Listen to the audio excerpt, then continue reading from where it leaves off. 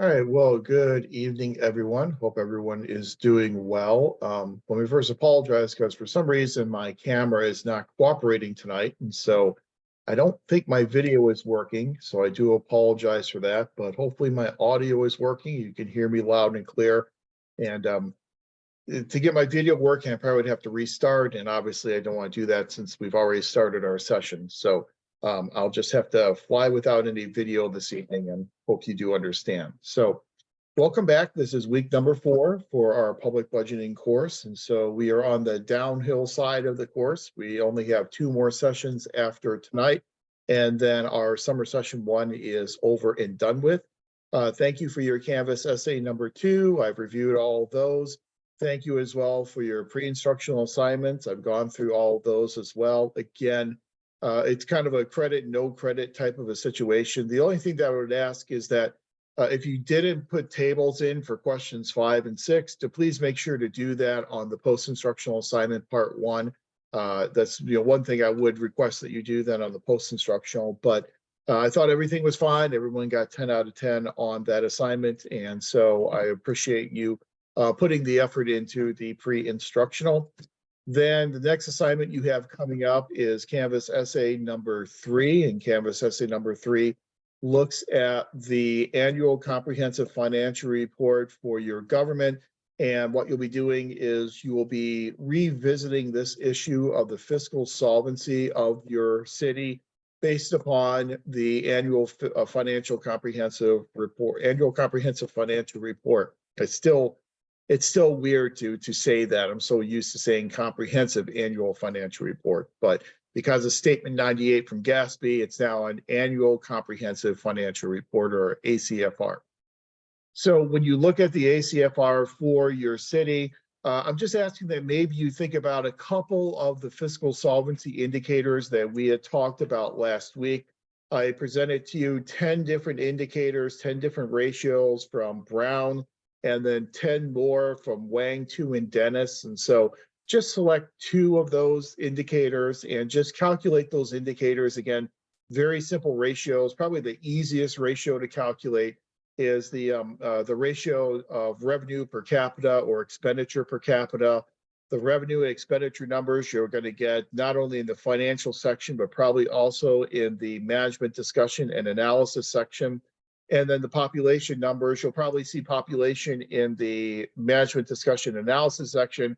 But if not there, then you'll certainly see your population numbers in the statistical section of the financial report. But just calculate a couple of those financial solvency indicators. You do not have to calculate them for any other cities and make any comparisons as we normally would do if we were assessing the fiscal solvency of a city. Just calculate a couple of them, and I think that it will be good enough to kind of give you a little bit of insight into the fiscal solvency of the city. And then, did your assessment of fiscal solvency change from how you did it on your pre-instructional assignment? I know for a lot of folks, you didn't answer that question, which was a valid way to approach it.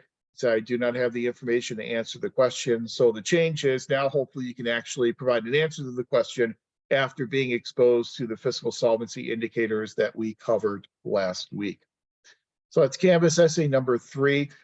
Please note, I believe I did make the due date Sunday, June 18th, because next Monday is a holiday in the Cal State system. It's Juneteenth. So I didn't want to have any assignments due on Juneteenth. And so that's why the due date for that one is June 18th. Okay, so last week we looked at analysis and accounting, and that's what we spent our entire session talking about. And I introduced you to a lot of the different analytical techniques that we use in budgeting and the purposes that we use those analytical techniques for.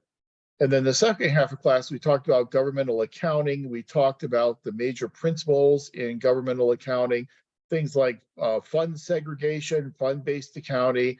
We talked about accrual-based accounting, cash versus modified accrual versus full accrual.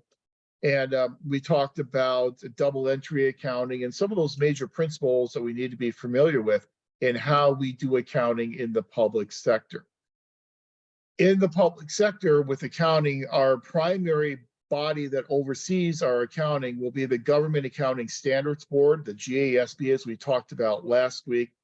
For some of you, if you're working at a nonprofit organization, your overseeing board is no longer the Government Accounting Standards Board, but rather it's what's known as FASB, FASB, the Financial Accounting Standards Board.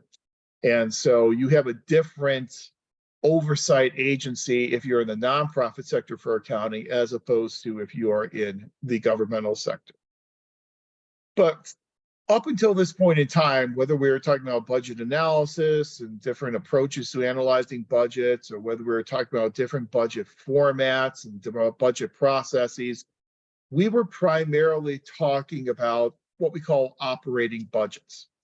And we know there are two different types of public budgets. There are operating budgets, and then there are capital budgets. Operating budgets, as we know, are used primarily for the day-to-day functioning of the government. Capital budgets, however, are maintained by state and local governments for the primary purpose of funding projects, capital projects.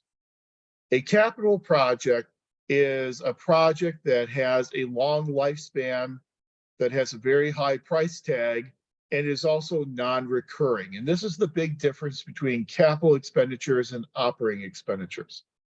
Operating expenditures are going to recur. So every year we're going to have to pay salary and benefits. Every year we're going to have to pay maintenance. Every year we're going to have to pay for utilities. Every year we're going to have to pay for supplies. Those are recurring costs. Capital projects, however, are typically non-recurring items. So with the capital project, we're talking about structures. We're talking about buildings. So a school district constructs an elementary school. A city constructs a new city hall. The city constructs a recreation center or a senior citizen center. The police department buys a new fleet of police vehicles. The fire department buys a new fleet of fire trucks. Those are what we consider to be capital types of expenditures.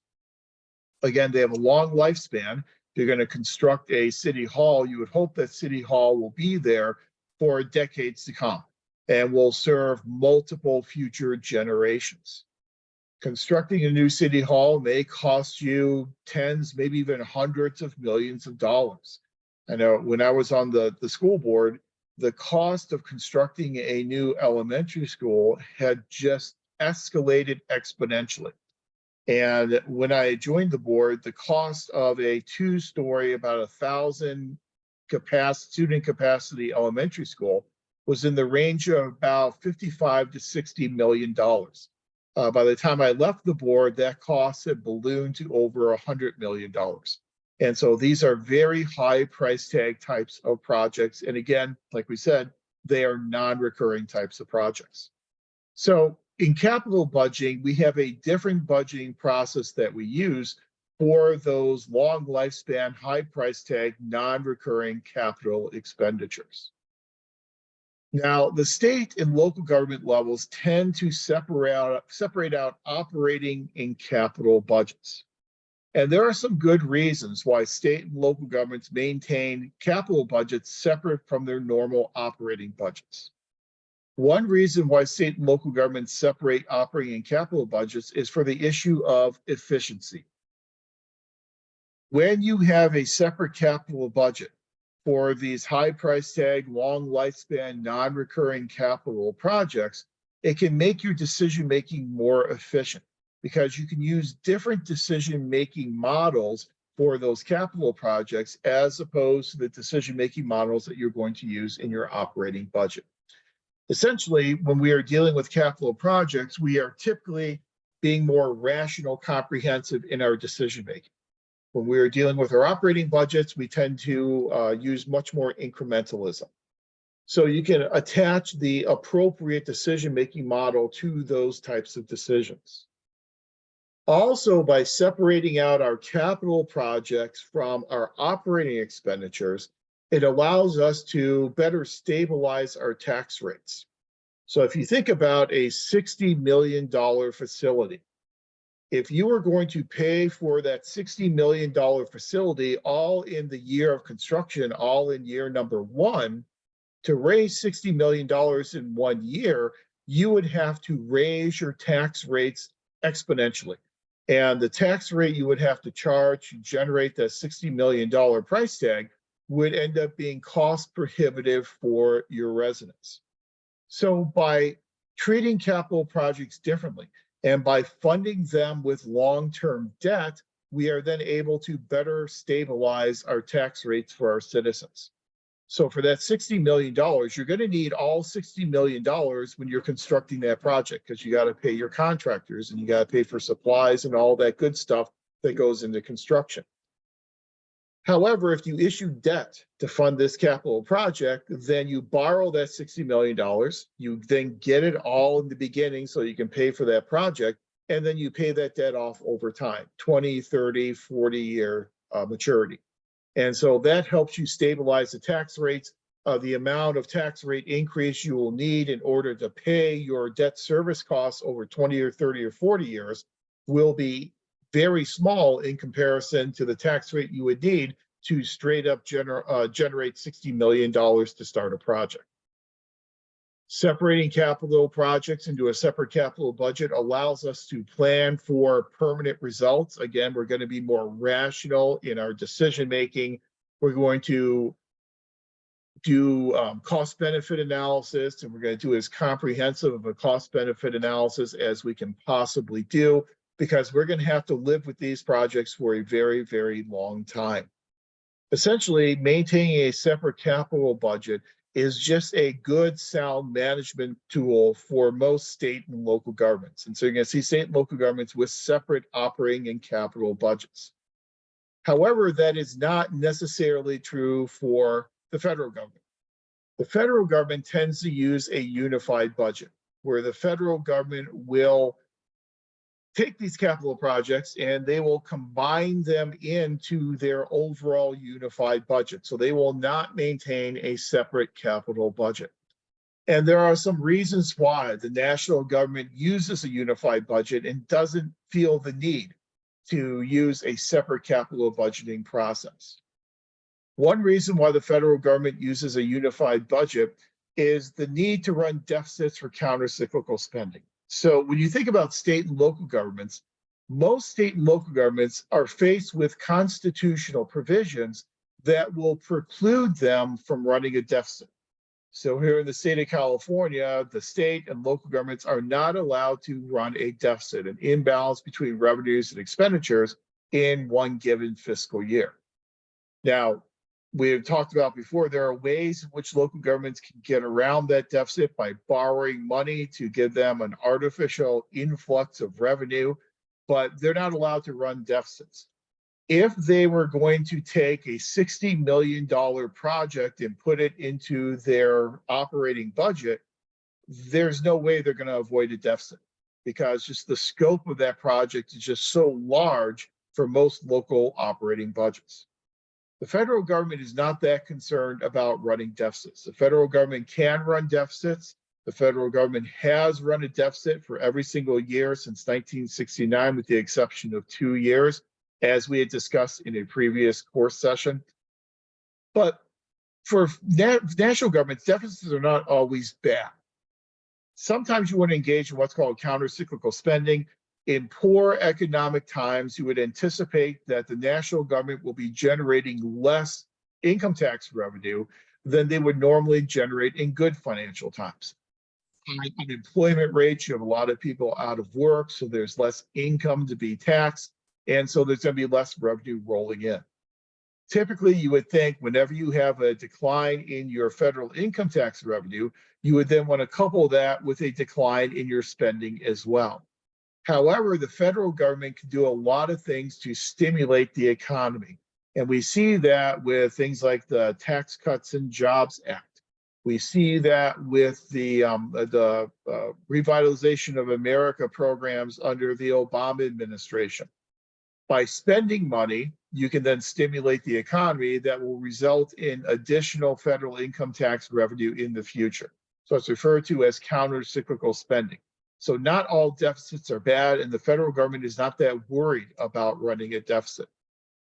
Also, the scope of the federal government's budget is just so large that taking a $60 million project and putting that into the federal budget, it's not even a drop in the bucket. I mean, it's something you're not even going to feel because the scope of the federal budget is just so incredibly immense. And the federal government is not concerned about credit ratings. This is another reason why state and local governments use a capital budget and the federal government does not. State and local governments are very concerned about their credit rating. Just like an individual is concerned about their individual credit rating, because that will have an impact upon their ability to get a mortgage or to get a car loan, or sometimes to get certain types of student loans, it's important to have a good credit rating. Well, for state and local governments, that's important as well, because if their credit rating goes down, it's going to be more difficult for them to borrow money. The federal government is not that concerned about its credit rating because people will always invest in federal issued debt. Federal issued debt is seen as being very secure, much more secure than corporate debt, even more secure than state and local debt, because the federal government has so many tools at its disposal to influence the economy. The number one thing that the federal government can do is the federal government can coin money. It can print money. We know that's in Article 1, Section 8, one of the enumerated powers of Congress. Obviously, it's not a good idea to just go out there and start printing money. In the most recent discussions that they had before we passed the increase in the suspension of the debt ceiling, one of the recommended approaches was that, well, if the federal government, the Treasury, can just coin a $1 trillion coin, well, they technically have the ability to do that. But whenever you print money, you end up devaluing the money. And we've seen that in a lot of other nations. Venezuela was an example. That Venezuela decided, well, we're going to just print money. We're going to just put a whole lot more money into the economy. You put all that money into the economy, you then devalue your currency. When you devalue your currency, it leads to skyrocketing inflation rates and makes it difficult for anyone to actually purchase anything because those goods become so expensive because money is so plentiful. So you don't want to just print money, but technically the federal government, Congress, has the constitutional ability to do that if necessary. But we also know the Federal Reserve has a lot of power over the economy. And there are a lot of things the Federal Reserve can do to stimulate the economy or to slow down the economy. So things such as changing the discount rate. And we've heard a lot about the Federal Reserve over the past year and a half. In order to try and combat inflation, the Federal Reserve has been increasing the interest rate.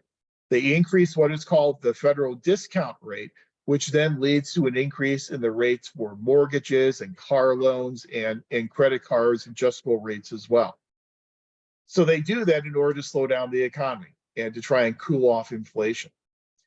Another thing the Federal Reserve can do is they can change borrowing requirements, and they can make it either easier or more difficult to borrow money. One of the ways they can do that is through changing credit requirements of banks. And so the Federal Reserve can say, banks, you now have to keep more money in reserve. And if they require banks to keep more money in reserve, that means there's less money for banks to loan. That means there's less money going out into the economy. Yet another way in which you can slow down the economy and try and get rein in inflation rates. So there are a lot of things the federal government can do in order to influence the economy. Those are tools that state and local governments typically do not have. So it's a different type of animal, if you will, at the national government. And so the national government will always be able to issue debt because investors know they're always going to get that debt repaid because the government will do what it needs to do, either stimulating or slowing down the economy or in terms of changing interest rates or printing money. The national government's got a lot of tools to make sure that investors get their debts repaid. And so since the federal government can always issue debt, they're not all that concerned about their credit ratings, much less concerned than state or local governments. So for those reasons, the federal government typically does not maintain, per se, a separate capital budget like state and local governments tend to do. But since we are mostly concerned in this class at the local and the state level, let's talk about the capital budgeting process how capital budgets are created and the importance of what we call capital improvement plans or CIPs. So the basis of your capital budget will come from the creation of a capital improvement plan. And a capital improvement plan is typically about 5 years in duration. Some may be a little longer, some may be a little shorter, but the typical capital improvement plan is usually about 5 years in duration. And what we'll do is we'll go out there and we'll do an inventory needs analysis. We'll look at our current existing capital plans, our current existing capital facilities. We will assess which ones need replacement, how soon they'll probably need replacement, and then we will schedule our capital projects in accordance with the results of that needs assessment, that inventory analysis. A lot of local governments have, over the past few years, been running into a lot of trouble with an aging sewer system. A lot of our sewer systems, our sanitary systems, especially in older cities, those sewer systems are over, in some instances, over 100 years old. Those pipes only last so long. Galvanized pipes have a lifespan. And so in a lot of our cities, that's why we're seeing a lot of these water main breaks and flooding instances in older neighborhoods, because we haven't done a very good job of deferred maintenance. We haven't done a very good job of keeping up with the maintenance on those sewer lines. Sewer lines are usually, well, almost always below the ground, so they're kind of out of sight. So when cities have to make a determination about what type of maintenance to fund, and they have to choose between a road that is full of potholes or the potential of replacing a pipe that has the potential of perhaps breaking in the next 10 or 15 years, they're almost always going to choose fixing the road because the road is very visible. That's where they get most of their citizen complaints from. So a lot of bigger cities, older cities are running into this hidden infrastructure problem, and they're going to have to address that in their capital improvement plan. So in essence, what we are doing is we're prioritizing capital projects within this 5-year capital improvement plan. So those projects that are currently failing or are going to fail very soon in the future, those are going to probably find themselves in year 1 or year 2 of our capital improvement plan. The other spending, the other projects, maybe a new replacement building could maybe wait for 5 or 10 years. And so it doesn't have to be front loaded in the capital improvement plan. In putting the capital improvement plan together, we need to conduct analysis of a year-by-year analysis of our revenues and expenditures. So how much money do we have for these capital projects? How much will these capital projects cost? And then also do a project-by-project comparison, where we oftentimes will do something like a cost-benefit analysis in order to be able to choose between our projects. Now, year 1 typically of your capital improvement plan is what then becomes the substance of your capital budget for that fiscal year. So as we are comparing capital projects with each other, what are some of the major factors that we analyze in this comparison of our different capital projects? The Urban Institute recommends to us that there are several factors we need to analyze, including number 1, capital and operation costs. Obviously, for this capital project, you need to know how much will it cost to construct this project, and then importantly, how much will it cost to operate this project on a yearly basis. So it's not, your costs are just not gone whenever this project is completed. There are also going to be maintenance and operation costs that will be ongoing. So we have to estimate those. Another factor we analyze when we compare capital projects to each other, health and safety concerns. What types of health and safety impacts will this capital project potentially have? Will it make traffic flow, ingress and egress of traffic safer? That's a positive type of safety benefit that we're getting from whatever project this is. What effects does this project potentially have on the economy? Is there some distortion to the economy that could occur because of the construction of this capital project? If the city decides that it wants to construct a recreation center, what's the effect of that city-owned and operated recreation center on privately owned fitness centers in the city? So what types of impacts do we have on the economy? A positive impact on the economy could be that people are going to be healthier, and so therefore they can be more productive. And there'll be fewer lost days of work as a result of illness. That could be a positive impact upon the economy. What types of environmental and social effects will this capital project have? We always have to do an environmental analysis. And here in the state of California, we have this law that you may be familiar with called CEQA. And CEQA is the Environmental Quality Act here in California. And if you are going to construct a new capital project that is not a replacement of existing square footage, you are probably going to have to conduct an environmental impact analysis as required by CEQA. Now, one of the loopholes there is if you are replacing a structure with another structure that is using the same amount of square footage and kind of has the same footprint, as we say, as the existing structure, you can apply for an exemption, a waiver to those CEQA requirements. But even applying for a waiver to CEQA is going to be costly for our government. I know we got a lot of waivers, CEQA waivers for a lot of our school renovations, school replacements that we were doing when I was on the board. And sometimes we would have to pay engineers upwards of $150,000 to $200,000 to produce this waiver that we could then submit to the DSA to then waive the requirements of the environmental impact analysis. So here in California, we have those types of requirements to analyze the impact of the project on the environment. Disruption and inconvenience is another factor to consider. So how much disruption and inconvenience will the construction of this project cause for your residents? Obviously, we're going to be changing maybe traffic patterns for a while. It's going to make it more difficult for people to get where they're going. How much disruption is there to their travel patterns, and how long will that disruption occur? The amount of support needed is another factor to consider. These projects will have infrastructure support requirements. They're going to need electricity. They're going to need a sewer system and be tied into the city sewer system. Those are all infrastructure supports. And so how much infrastructure supports will these projects need?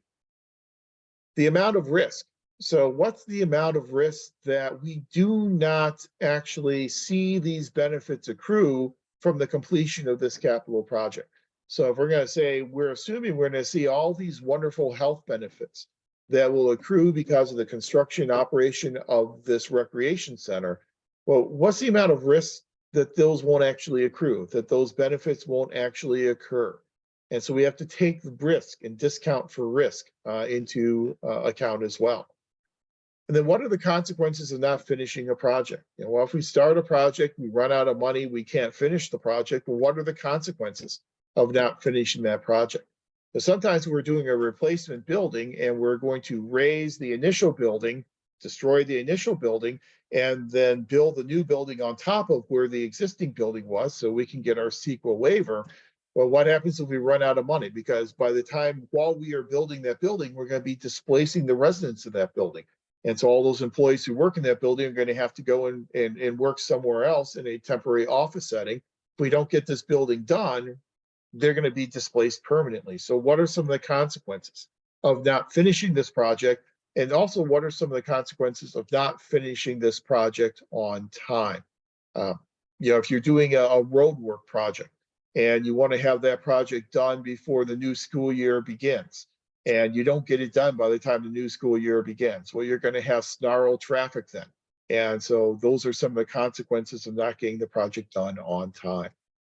So there are a lot of considerations that we have to think of as we go through this more rational decision-making process of choosing between projects to include in our capital improvement plan that will eventually then make it onto our capital budget. So how do we do that analysis? Well, we've got a couple of tools that are somewhat useful for us. There's cost benefit analysis, as we had mentioned last week, and cost effectiveness analysis. Now, if you've taken the 670 policy analysis course, you've probably talked about cost effectiveness analysis. Cost effectiveness analysis is most useful in policy analysis. It's most useful when you are forecasting what types of benefits may actually occur without really being able to quantify those outcomes. Cost benefit analysis is what's used much more frequently in the world of capital budgeting, because with a cost benefit analysis, you are hopefully able to not only identify the costs and the benefits of a capital project, but you're also able to do what we call monetize those costs and those benefits. You're able to add dollar values to the costs and the benefits that accrue from the creation of this capital project. Now, last week we talked about some of the limitations associated with a cost benefit analysis, and that's why a cost benefit analysis is a useful tool in capital budgeting, but it is never solely sufficient as a tool for analysis. Not everything can be quantified. We cannot add dollar values to everything, such as the example we talked about last week with raising the tax on alcoholic beverages. If we raise the tax on the alcoholic beverages, one of the potential benefits is that we'll have fewer drunk driving accidents, which will result in fewer fatalities. Well, putting a dollar value on a human life is somewhat difficult. And I know insurance companies do it all the time. They have their amortization tables, and they can actually put a dollar value on a human life based upon the age of the person whenever they die, the number of dependents that they have, their projected earning potential if they would live into another 30 or 40 years.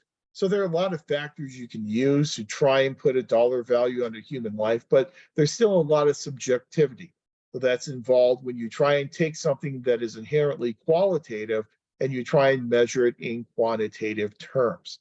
So cost benefit analysis is a useful tool, but it's never the only tool that we use in comparing projects with projects. Whenever we do settle on, here are the projects that we are going to fund in year one of our capital improvement plan. Here are the projects that will be funded in our capital budget for this fiscal year. We then have to go out there and we then have to construct those projects. We'll talk after the break about where the money comes from for those projects and how we go out and issue debt to generate the money to pay for the construction of these projects. But just for this point in time, just assume we have the money we need to pay for the projects. How do we then do the construction? But obviously, we are not, as a governmental entity, using our own employees to do the construction. Our employees probably don't have the level of expertise necessary to construct a building. And B, any time that they spend on a work site, there are opportunity costs because there are other things that they could or should be doing in their job that they're not doing because they're on the work site. So as you all know, we then engage in contracting out, and we will contract with private sector construction firms and have them do the construction of our buildings. And then the payment for those construction companies through that contract will come from those oftentimes borrowed monies that we have borrowed from issuing bonds that we'll talk about in the second half of class. Here in California, we have some very specific legal language in state law that will dictate how we contract out with private sector corporations. And it's what's called the California Public Contract Code. In government code, it runs from section 20100 through 20929.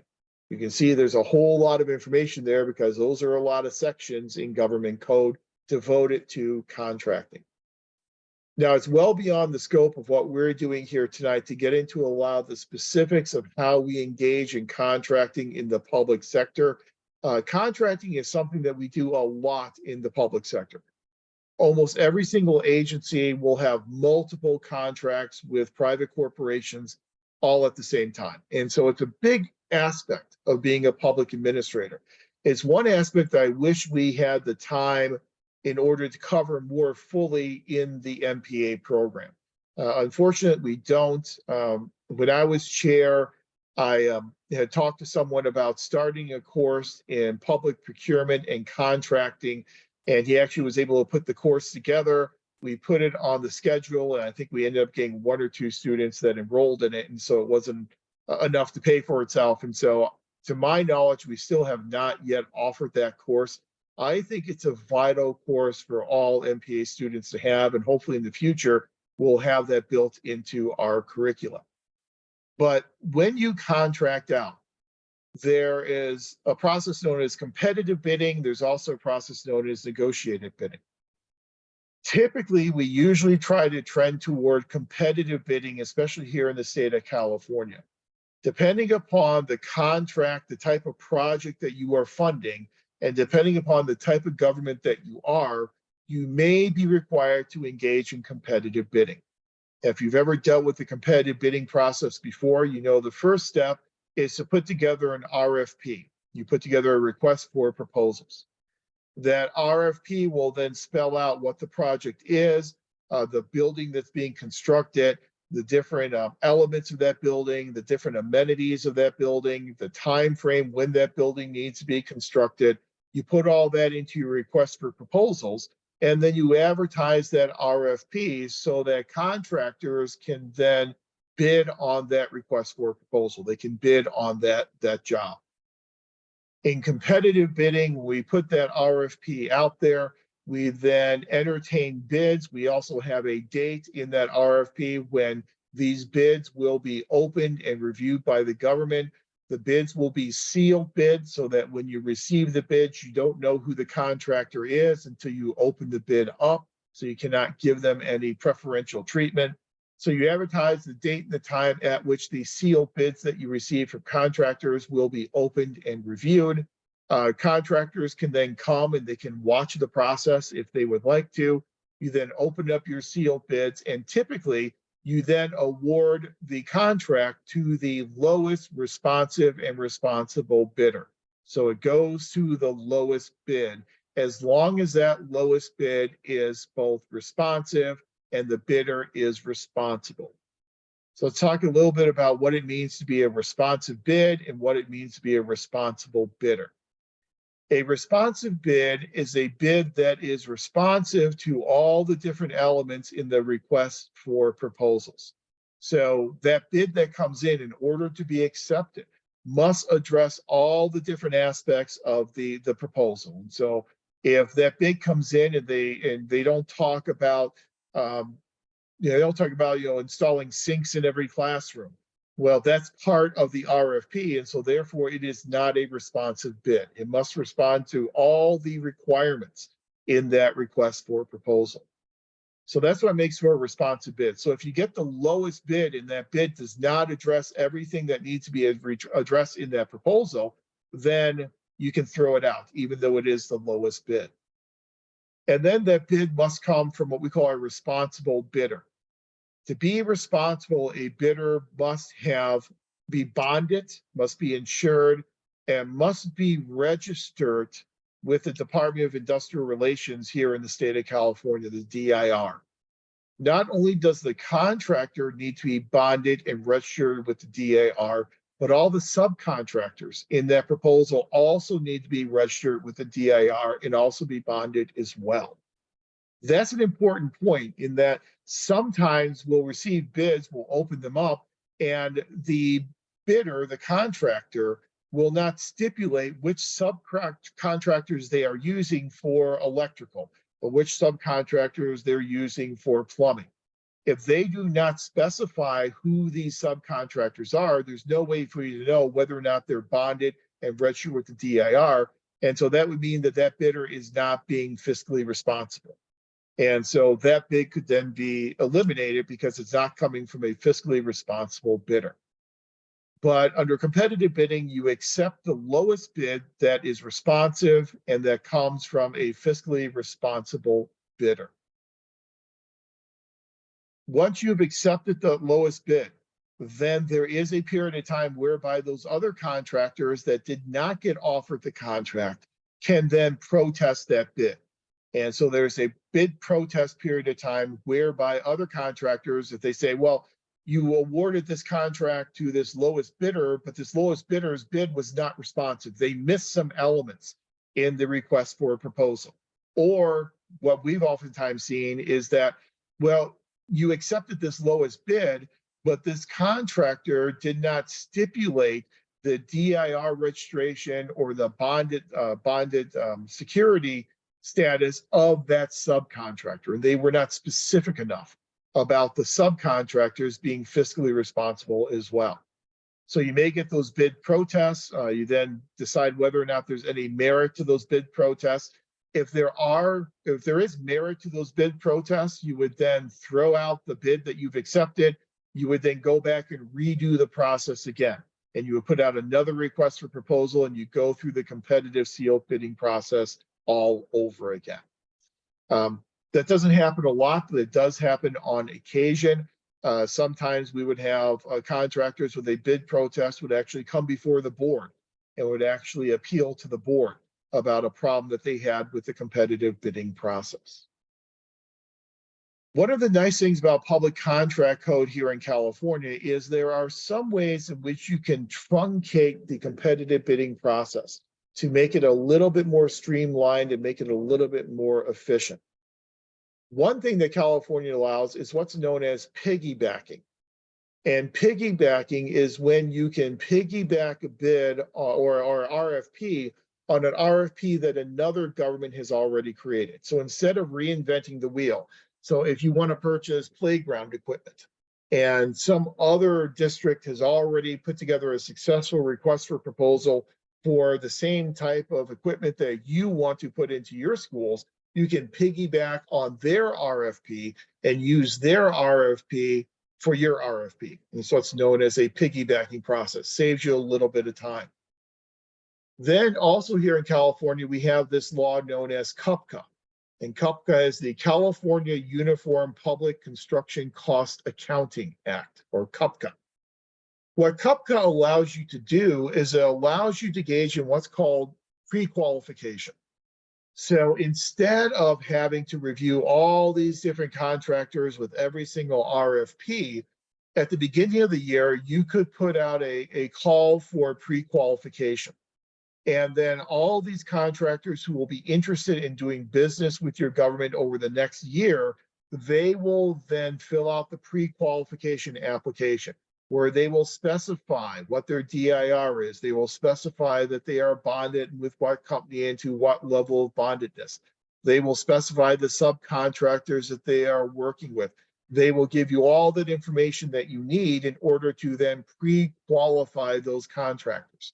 And once you have a pool of pre-qualified contractors, then as projects come up, rather than going through the entire competitive bidding process again, you can then award those projects to companies that are in your pool of pre-qualified contractors. And it's just another kind of way in which you can do your bidding a little bit more efficiently, a little bit more effectively, without going through a full-scale competitive bidding process. Now, competitive bidding is not required for every single instance of contracting. Contracts under a certain threshold amount will be exempt from competitive bidding, and that threshold amount differs depending upon the type of government, if it's a city or a county or a special purpose government like a school district or a sewer district, and will also depend upon the type of project that is being funded. If that project has some significant environmental impacts or some significant impacts upon public safety, it's probably going to be more likely to fall under competitive bidding than if it does not. But there's a very detailed, very elaborate public contracting code here in California, and the vast majority of the projects that we fund in our capital budget, we will contract out with private sector corporations to do the construction for us.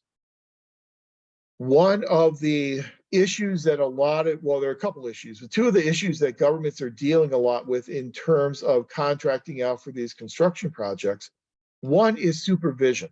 You know, we know that in privatization, one of the negative aspects of privatization is whenever you privatize, whenever you contract with a private sector provider, you then end up losing some control in terms of quality. And so a lot of governments struggle with how do we maintain quality control over this construction project when the construction is being done by a non-city employee. Well, you got a couple of different choices there. One choice is to manage the construction process in-house by having someone from your public works department who will be on site every single day managing that construction process. Again, there are opportunity costs because that person every day they're on that site, they don't have the ability to do other parts of their job. What a lot of governments like to do is they like to contract with management firms. And those management firms will then, you'll sign a contract with them, and then they'll send a project manager out, and that project manager will then manage the construction on site on a daily basis. Second major problem that we've been running into, I mentioned earlier, is cost escalation. A lot of these projects have increased exponentially in costs, and there are a variety of reasons for that.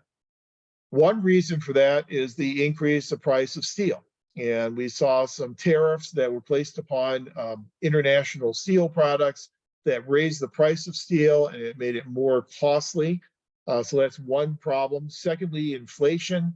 As inflation goes up, prices go up and everything becomes more costly. Third, obviously, the COVID pandemic and supply interruptions. When you have interruptions in the supply chain, it makes it more difficult for you to get the types of goods that you need in order to construct these projects. And to give you an example, typically before COVID, you could order concrete and that concrete could then be delivered, that cement could be delivered within a day. Now it's taking anywhere from 3 to 4 weeks in order to get cement on site. And so it really led to a lot of slowdowns and a lot of cost escalation. The problem is that when you approve a capital project, and then if you're not going to immediately begin that capital project, you approve it, it becomes part of your capital improvement plan, goes into your capital budget, but you're not then going to start the project for 10 months between when you approve it and when you actually start the project. Those costs may have escalated 40, 50, 60%. And so then you have to find additional money, or you have to scale back the project. And the project just won't have all the amenities that you had originally approved when you first approved that project 10 months prior. So it's really become a difficult process for a lot of governments to engage in construction because of cost escalation and a lack of quality control. But again, the capital budgeting process, the creation of capital improvement plans, that is a useful process because it does allow us to have a different, more rational mindset when we are dealing with these long lifespan, non-recurring, high price ticket types of items. However, there are a lot of problems that are associated with capital budgeting as well. One major problem with capital budgeting is that the process needs continuous reappraisal. So you're putting together a capital improvement plan that covers 5 years. Well, in year 2, 3, 4, and 5, the situation may look a lot different than it did in year 1. So you always have to go back and reappraise and reevaluate the projects that you've included in your capital improvement plan. Now think about a capital improvement plan in 2019 compared to what happened to the capital improvement plan in 2020. And just how much changed because of the COVID pandemic. The decision about what to include in the capital improvement plan and therefore then what to include in your capital budget, sometimes that can be a somewhat subjective type of determination. We would hope that the projects that get included in our capital improvement plan meet their economic requirements in that we do a cost benefit analysis and that benefit cost ratio, that BCR, is in excess of 1. You know, at your very minimum level, you want your benefit cost ratio to at least be 1 or more. The benefits are your numerator, the costs are your denominator. Obviously, if the numerator is larger than the denominator, you're going to get a resulting ratio greater than 1. If your costs, your denominator, are greater than your benefits, your numerator, it's going to be less than 1. So hopefully we are not funding projects where the net present value of the costs exceed the net present value of the benefits. However, oftentimes, and this is a phrase I've used for years in budgeting, political imperatives trump economic imperatives. And so sometimes if a project makes political sense, it's going to get funded even if it doesn't make the greatest amount of economic sense. And that's just the reality in capital budgeting. Some people will complain about maintaining separate capital budgets, as having a separate capital budget will rely on the fact that money is available, in that we will select the projects where the funding exists. And so you think about something like a federal matching grant. So you want to construct either a recreation center or a senior center. You calculate your benefit cost ratio for the recreation center, and it comes out to a 1.4. You calculate it for the senior center, it comes out to a 1.2. 1.2 exceeds 1.4 exceeds 1.2. So you decide you want to construct the recreation center. And then along comes the federal government and says, we will give you a matching grant for the construction of a new senior center. Well, that matching grant means free money coming in from Washington, D.C., which will then lower the cost, lower the denominator of that senior center. And by lowering that denominator, maybe they'll create a BCR of 1.6 or 1.8. And you'll then go and fund the senior center because there is more money available to fund the senior center than the recreation center, even if the potential benefits of that recreation center are greater than the potential benefits of that senior center.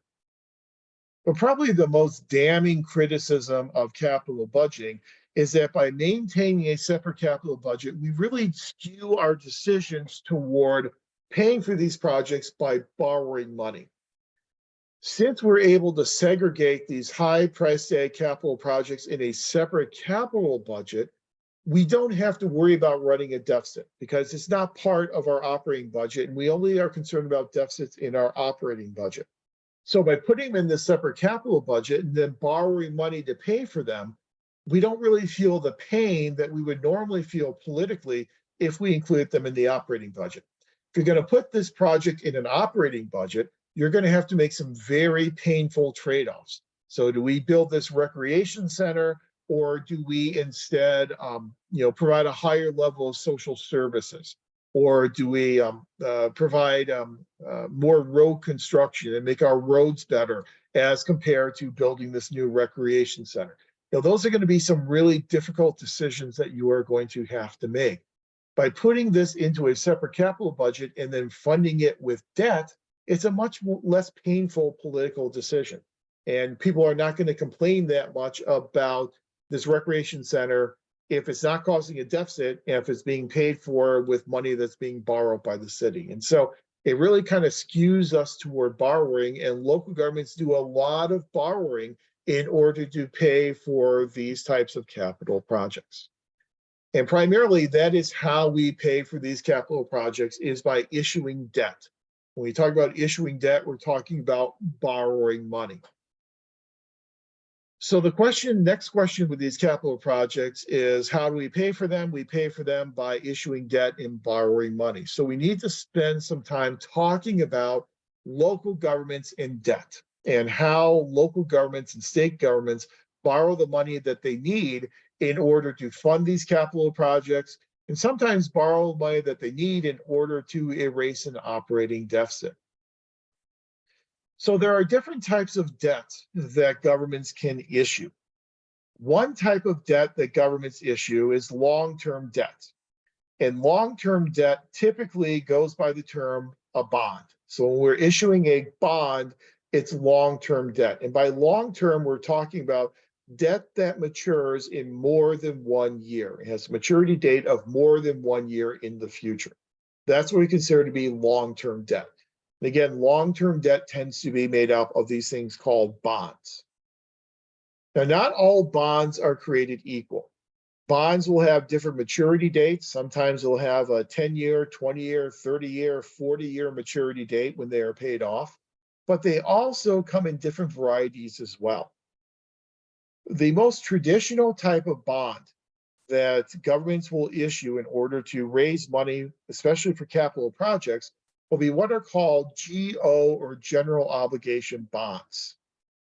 General obligation bonds are, again, the most traditional type of bond that we've seen, especially state and local governments issuing. And with a general obligation bond, they are called general obligation because whenever the government borrows this money, the government promises to use all the resources at its disposal in order to pay off this debt. It's what's known as the government's full faith and credit. So the government will pledge its full faith and credit, meaning we'll do whatever we need to do in order to repay this debt. If that means that we need to lay people off, do reductions in force to save money, we will do that. If it means we have to cut other programs in order to be able to pay off this debt, we'll do that.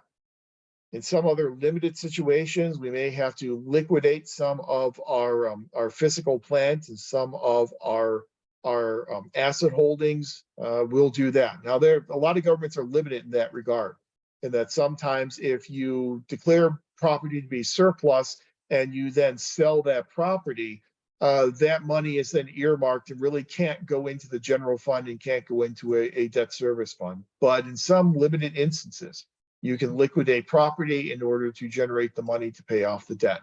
But essentially, full faith and credit means we promise to do whatever we need to do in order to repay this debt. That's full faith and credit. It is very much an unconditional guarantee of repayment to the investor. So investors who purchase general obligation debt, a general obligation bond, they know there's a very, very high probability that they will get their investment back, principal and interest payments.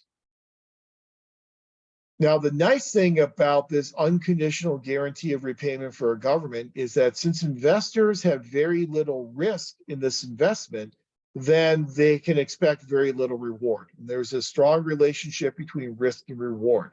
The lower the risk, the less the reward for the investor. The higher the risk, the higher the reward the investor is going to demand.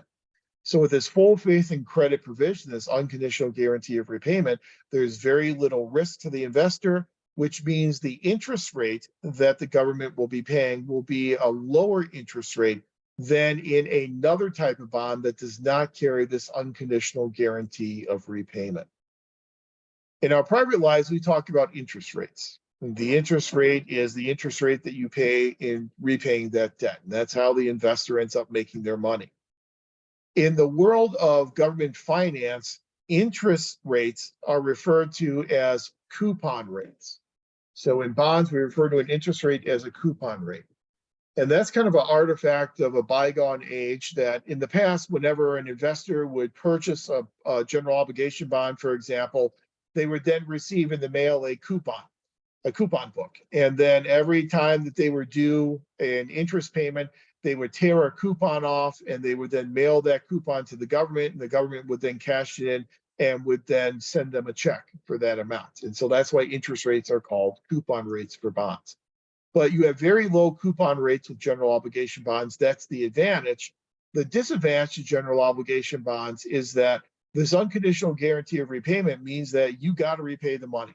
So if you're going to borrow this money to fund a recreation center, and you hope that the operation of that recreation center will generate enough revenue to repay the debt, if it's a general obligation bond, then even if that recreation center does not generate enough money in revenue to repay the debt, you still got to repay the debt using whatever resources you have at your disposal, no matter how painful it would be to utilize those resources.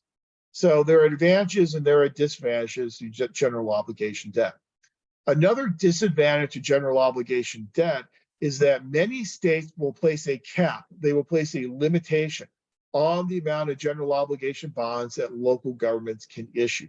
So sometimes if you are bumping up against your general obligation debt margin, it's going to be difficult for you to issue any new general obligation debt. And we'll talk about that when we talk about the process of deciding to issue debt in a few minutes. What do we use the proceeds from general obligations bonds for? Primarily to construct buildings, to do road repair, road construction, road reconstruction. We use it to pay for prisons and jails. We use it to pay for school facilities. A lot of these brick and mortar types of structures, we pay for them oftentimes with the proceeds from general obligation bonds. General obligation bonds used to be by far the most common type of bond that local governments would issue. They're not quite as popular today because local governments have come up with a lot of different variations of bonds that they can use instead of a general obligation bond. So the popularity has really gone down with general obligation bonds. They make up about 1/3 of all bond issues currently today. So not quite as popular as they used to be. But that's your traditional type of bond known as a general obligation or a GO bond. That's not the only game in town, though. There are a lot of different types of bonds that state and local governments use, and we don't have really the time to go through all the different types of bonds. I'm just going to highlight some of the more common categories of bonds that local governments tend to use. So in addition to general obligation bonds, a second type of bond we see used is what's called a revenue bond. In a revenue bond, the debt service, and by debt service, we mean those principal and interest payments that need to be made to investors so investors get their money back. Those debt service payments are made from the earnings, the revenue that's secured from the operation of a facility. So this recreation center ostensibly will probably charge a membership due or maybe some type of daily user fee. That money will then be collected, and some of that money will then go toward paying the principal and interest payments on the debt we issued in order to construct that recreation center. Now, that's all well and good if that enterprise, if that recreation center is going to generate enough revenue to not only make principal and interest payments, but also to support itself in terms of its daily operational and maintenance costs. If it's going to generate enough money for both repaying the debt as well as for operating costs, then you could issue a revenue bond for that recreation center. But there are advantages and there are disadvantages of revenue bonds as well. A disadvantage of a revenue bond is that revenue bonds, the interest earned on those bonds may not necessarily be exempt from federal income taxation. And this is a big difference between a general obligation bond and some types of revenue bonds. Whenever a government goes out there to issue debt, to issue a bond to borrow money, they are competing with the private sector because corporations issue bonds as well. Corporate bonds oftentimes pay more in terms of return to an investor than governmental bonds will. So in order to balance that out, there's more safety and security that comes from governmental bonds, but also there's an added benefit that the interest earned on a general obligation bond is typically exempt from federal income taxation. And the reason for that is that the federal government wants to incentivize people to purchase government debt.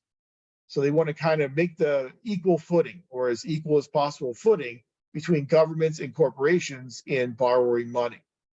So general obligation bonds, the interest earned on that debt is oftentimes tax exempt for the investors. Not always true for revenue bonds. And we'll get to in a second how you know whether or not a revenue bond is tax exempt. But for some revenue bonds subsequent to 1986, the interest earned on those bonds may not necessarily be exempt from federal income taxation. And that's kind of one of the downsides of a revenue bond. A second downside of a revenue bond is that because there is more risk involved with a revenue bond, there's more risk to the investor is going to demand a higher coupon rate, a higher return on their investment. So coupon rates tend to be higher with revenue bonds than they are with general obligation bonds. In essence, they are more costly than a general obligation bond would be. One of the primary or two primary advantages of revenue bonds, one, there's no unconditional guarantee of repayment. So if this recreation center goes belly up, the investor does not get their money repaid, the government doesn't have to go out there and use everything at their disposal in order to pay off that debt, because the debt is completely tied to the revenue being generated by that recreation center. And another advantage of a revenue bond is they oftentimes do not count against general obligation bond caps. So as we said, the state will impose limitations on the amount of general obligation debt that local governments can issue. Revenue bonds are not general obligation debt, and so therefore they are not subject to those state imposed debt limitations. But a revenue bond is an option for you if, again, the facility that is being constructed can generate enough revenue to repay the debt as well as pay for operating and maintenance costs on an annual basis. General obligation bonds and revenue bonds are not necessarily mutually exclusive. You can design a bond that contains features of both. Those bonds are called double barrel bonds. A double barrel bond will provide the security of a general obligation bond, but without the unconditional guarantee of repayment that we typically have with the general obligation bond. So you may structure your debt issues so that half of it is general obligation in nature, half of it is revenue in nature.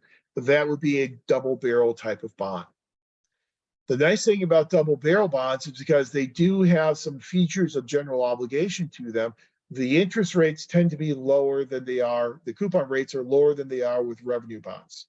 So when you compare them, coupon rates are the lowest with general obligation bonds, the highest with a revenue bond, and somewhere in between with this thing known as a double barrel bond.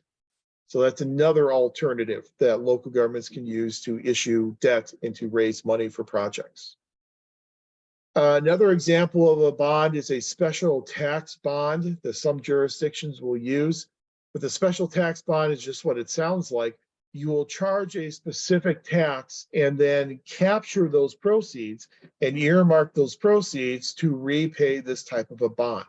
And so you may use a special tax bond in the example. I think we've used this example before, that if you have an area of your city that needs new streetlights, and so the people who will benefit most from those streetlights are the people who live in that neighborhood.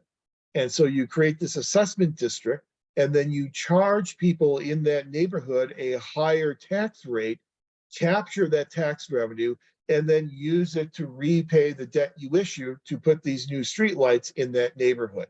That would probably be what we would call a special tax type of bond. It has weaker security and will get a lower bond rating than a general obligation bond, which means the coupon rate is going to be higher than what you have with a general obligation bond.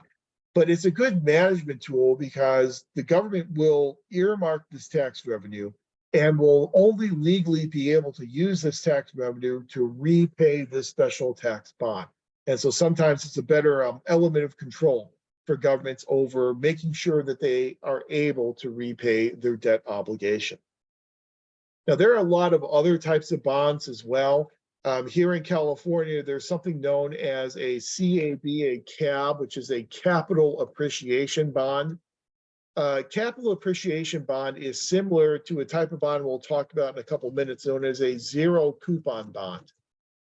And with a CAB or a zero coupon bond, what the government is able to do is the government does not make principal and interest payments throughout the life of the bond. So all the interest that is accumulating throughout the life of the bond, that interest is then paid in a balloon payment after that bond comes to maturity. And so if it's a 30-year bond, once that bond matures in 30 years, all the interest that normally would have been paid to investors throughout those 30 years, that is all then accumulated and then made in one big balloon payment to investors after that bond comes to maturity. So it's known as a zero coupon type of bond. Good thing about a zero coupon bond is that it saves you some money throughout the life of the bond in that you are not making interest payments over these 30 years, but you have to plan ahead because you know you've got this big balloon payment at the end. And a lot of governments got themselves in trouble by not saving money along the way, getting hit with this big balloon payment, and then they don't have the revenue to pay for the balloon payment. And so what do? They issue more debt to then pay off this balloon payment. And then it just becomes this self-perpetuating cycle of going into additional debt in order to pay off previous debt. And that's why the state of California has really limited the use of these types of bonds, especially for special purpose governments. School districts, sewer districts, which are these special purpose governments in California, are usually precluded from using these things called CABs or zero coupon types of bonds.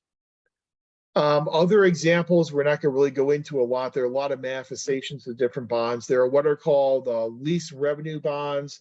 There are lease sale back bonds. There are lease back bonds. There are all kinds of permutations of different types of bonds that state and local governments have developed over the years to help them get around some of the limitations that are placed upon the amount of general obligation bonds that a local government can issue. And we'll kind of get into that whole idea of circumventing laws in order to get you more flexibility in borrowing money a little bit later after our break. So those are just some examples of different types of bonds that we typically see local governments issuing. The big selling point, though, of a general obligation bond is, again, that the interest earned on that bond by investors is typically exempt from federal income taxes. Now, Congress has really been tightening up over the past several decades on tax exempt status of municipal debt. And one of the reasons why Congress has been tightening up on tax exempt status of municipal debt is because states really started to kind of play fast and loose with a lot of this tax exempt privilege that they had with issuing debt. To give you an example, decades ago in the 1940s, 1950s, and 60s, you had a lot of competition between states to try and lure businesses from one state to another. And one of the ways in which a jurisdiction could lure a corporation into its jurisdiction and then thereby increase its assessed value of property taxes, property tax valuation, would be to create these business districts. And so they say, we're going to create a business district and we are going to put in all the infrastructure that you would possibly need in order to run your business here. We'll put in the electrical lines, we'll put in the stores, we will in some instances actually construct the buildings, and you can just literally just move in and do business here. And the way in which they would fund that is through what were known as industrial development bonds, or IDBs, industrial development bonds. And what the governments would do is they would issue these industrial development bonds, and the interest on those bonds would then be tax exempt, which would make them very attractive to investors. And corporations loved it because the proceeds were being used to provide everything that corporation needed to do business in that jurisdiction. Well, Congress kind of got wise to this, and Congress decided, well, you know, what you're doing is you're using your government status with tax exempt interest, and you're using it to generate money to then put into a business and to help support financially a business or an industry. And so you're using your public benefit for a private gain. And so over the years, Congress slowly started to erode the tax exempt status on these things like industrial development bonds until it got into the 1980s. And then in 1986, you had this mammoth piece of legislation that was known as the Tax Reform Act in the Reagan administration. We know the Tax Reform Act most notably because it tried to streamline the federal income tax process by reducing the number of marginal income tax brackets in the federal income tax system, lowered them and reduced the number. And that's what we know this act for. Most people know the act for. But there's a part of the act that is really germane to what we're talking about tonight, where Congress in the Tax Reform Act created two different categories of public debt. They created what was called public purpose debt, and then a second category known as private activity debt. Public purpose debt, the interest on public purpose debt would remain tax exempt. So there's no changes to public purpose debt. General obligation bonds fall in the category of public purpose debt, so no changes there. However, in the second category known as private activity debt, some municipal debt that was considered to be private activity debt, the interest earned on that debt would no longer be tax exempt. And I've got the definition there for you on the screen. You don't need to commit this to memory, but just for our own edification, private activity debt was defined as if more than 5% or $5 million of the proceeds from that debt are being used to loans to non-governmental entities, or if more than 10% of the proceeds from that debt are used by non-governmental entities in the course of business, and more than 10% of the debt service is secured by or derived from payments. So in other words, if there is a substantial private sector participation component in this bond, in this type of debt, it will be considered to be private activity, and the interest earned on that debt will not necessarily be exempt from federal income taxation. And what the act did is established a limitation, state by state limitation, on what was considered tax exempt private activity debt. And that limitation was either $50 per capita, $50 per person in that state, or a $150 million overall cap, whichever was less. So any debt that fit the private activity category that fell outside of this $150 million limitation would then be subject to taxation. The interest earned on that debt would be subject to taxation. This is a huge whole-scale change to how Congress approached the tax-exempt nature of municipal debt. Up until this point in time, there was a constitutional principle that slowly had been eroded over the years, but it was a principle known as reciprocal tax immunity. And reciprocal tax immunity basically said that one level of government may not tax another level of government. It comes out of a very famous case, McCulloch versus Maryland. And it's McCulloch versus Maryland in 1819. In the McCulloch versus Maryland case, the Congress had established a national bank, and it was rechartering this national bank as well as called the Second Bank of the United States. It was a national bank chartered by Congress that had what we would consider today to be branch offices in several of the states. Second Bank of the United States had a quote unquote, they didn't call them branch offices, but what we would say a branch office today in Baltimore, Maryland. The problem was that the state of Maryland had a state law that allowed the state to tax any fiscal notes issued by any banks within the state of Maryland.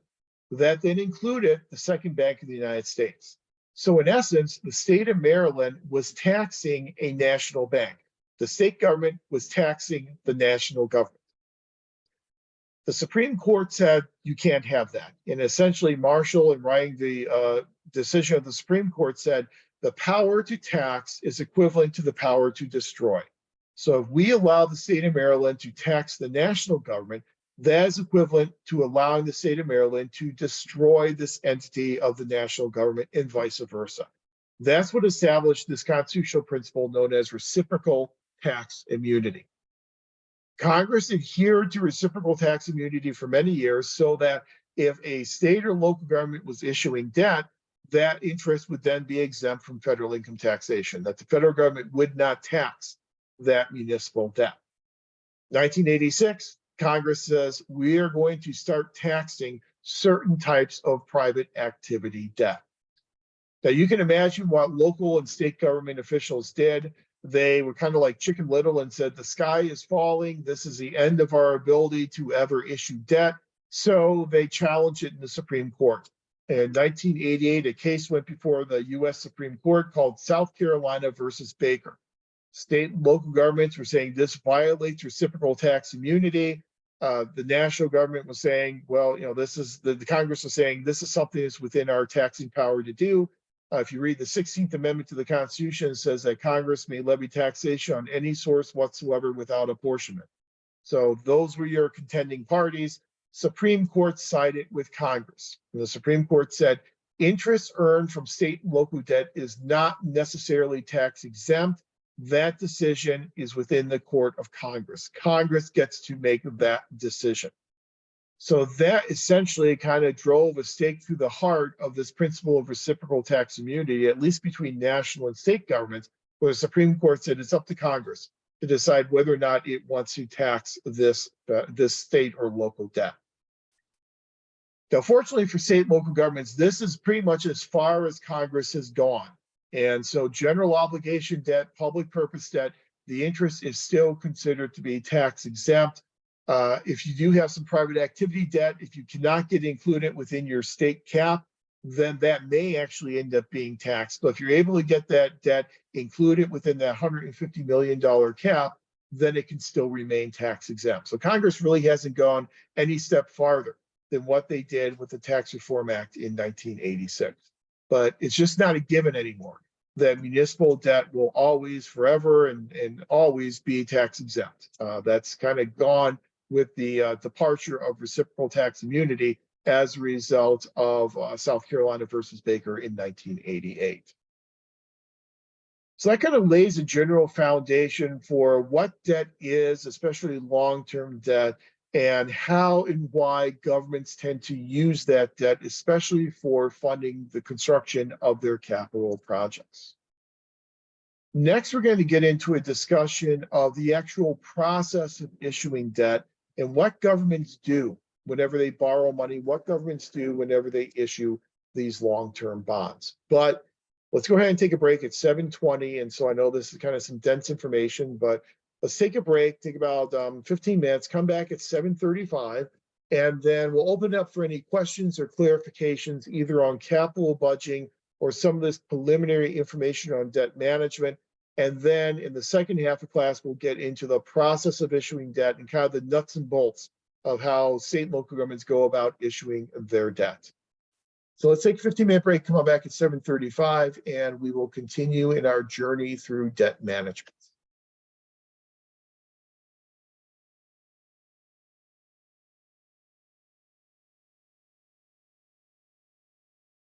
Okay, we are back. I've started the recording again, and my camera's still not working, so I'll just go ahead and turn that off. I know we covered a lot of information in the first half of class tonight, but again, that's kind of the nature of the beast when you have a 6-week course and just so much information that we need to cover. So I apologize for talking so much, but let me give you a chance now. If you have any questions or need any clarifications in terms of our discussion of either capital budgeting or some of these different types of bonds that we talked about just before the break. Any questions or anything before we move ahead? Okay. All right, then seeing none, let's get into some of the specifics about kind of how the whole debt issuance process works and some of the kind of nuts and bolts of what happens whenever governments decide to issue debt. One major consideration for governments in issuing debt is they obviously want to have the highest credit rating they can possibly have. Every bond that they will issue will be rated by a credit rating agency. And those are agencies like Standard & Poor's, Moody's, Fitch's, and they will provide a rating for that bond based upon the credit worthiness of the government that's issuing the bond. So just like in our private life, the higher your credit rating, the lower the interest rates you'll have to pay in order to borrow money. You can borrow money much cheaper if you have a higher credit rating. It's a similar type of thing, especially for state and local governments. So it really does behoove state and local governments to try and have the highest bond rating they can possibly get. And that can be a challenge for some state and local governments. We've seen over the past several decades, state and local governments that have really struggled to repay money that they have borrowed, so much so that they have defaulted on some of that debt. We saw that happen with New York City. Orange County ran into that situation several years ago. Cleveland, Chicago, Detroit, a lot of those older metropolitan areas lost a lot of their property tax base because of people moving to the suburbs. And when they lost their property tax base, they didn't have the capacity in order to repay a lot of the debt that they had issued earlier. So it's important for a state or local government, if they do have some credit issue problems, some credit problems, in order to try and enhance their credit rating, they can engage in what's called credit substitution. And there are 3 basic approaches to credit substitution. 2 of them are not used very frequently, and 1 is by far the most frequently used approach. The first approach to credit substitution is purchasing what is called a letter of credit. When you purchase a letter of credit, the government is actually purchasing the credit rating of a bank. Banks tend to have very good credit ratings, kind of by definition, unless it's a failing bank like we've seen recently, but most banks tend to have a very good credit rating. And so the government will then purchase the credit rating of the bank and substitute the bank's credit rating for the government's credit rating. Now, the problem with letters of credit is that banks tend to charge unrealistic amounts for these letters of credit. They know how valuable they are, and so they'll charge a lot of money to governments to purchase these letters of credit. Oftentimes, what they will do is instead of charging an upfront fee, the bank will then add a percentage onto that coupon rate. So if your normal coupon rate you could get with that credit rating would be a 5%, they will then add on maybe 2 points on top of that in order to make money by selling their credit rating. These letters of credit also tend to be very short in duration, so they need to be renewed on a very frequent basis. And every time that a bank renews the letter of credit, you can understand what they do is they will then raise the amount that they're charging the government every time they renew the letter of credit. So letters of credit are oftentimes too expensive, especially for a lot of local governments to use. So a second approach for credit substitution is purchasing bond insurance. And just like we purchase insurance in our daily lives, governments can purchase bond insurance. They will then get a bond insurance policy, and that insurance policy will then cover any default of that government on repaying that debt for certain types of reasons. And so these insurance policies, again, they're going to cost money for the government. They'll be less costly than a letter of credit. And oftentimes they are longer in duration than a letter of credit as well. We've seen a lot of pooled purchasing of bond insurance, where local governments will join together into a bond pool and will purchase insurance policies together, getting a volume discount on those insurance policies, thus reducing the per government costs of those insurance policies. We have seen an increase in the use of bond insurance in recent years, up by about a quarter over what it used to be. So bond insurance is by far the most common type of credit substitution. The best situation for a state or for a local government, if they want to enhance their credit rating, is to apply for and get this thing called a state credit guarantee from the state government. In a state credit guarantee, the state pledges to repay the debt if the local government cannot. These are great for local governments because the state will not charge the local government money for this. It'll be essentially free to the local government. The problem is that states don't like to do this anymore because they got burned way too often. A classic example of that is the state of New York with New York City. New York City got a state credit guarantee from the state of New York for some debt that it issued in the 1970s. Once the recession in the 1970s hit, and the energy crisis hit, you saw the city of New York being unable to repay its debt. And so the state of New York had to then step in and bail them out and repay the debt for them. State of New York didn't like that, obviously, and so that then resulted in the state of New York taking away a lot of the borrowing authority from New York City. And for years, New York City had to go before a state budget board, a state bond board, in order to get approval to issue bonds. And the state could veto any bond that the city of New York wanted to issue. And it was because of the provisions that the state required from bailing out New York City when New York City defaulted on its debt. So the most common way by far to enhance your credit rating is through the purchasing of bond insurance. Another trend that we have seen in local government borrowing is a trend toward creating more creative financing options, coming up with creative manifestations of bonds to help provide local governments with a lot more flexibility in the types of bonds that they can issue. We'd already mentioned that second one up there, zero coupon bonds, where the government doesn't pay any interest throughout the life of the bond, and all the interest then accumulates into a balloon payment at the end. We've already talked about the advantages and disadvantages of zero coupon bonds.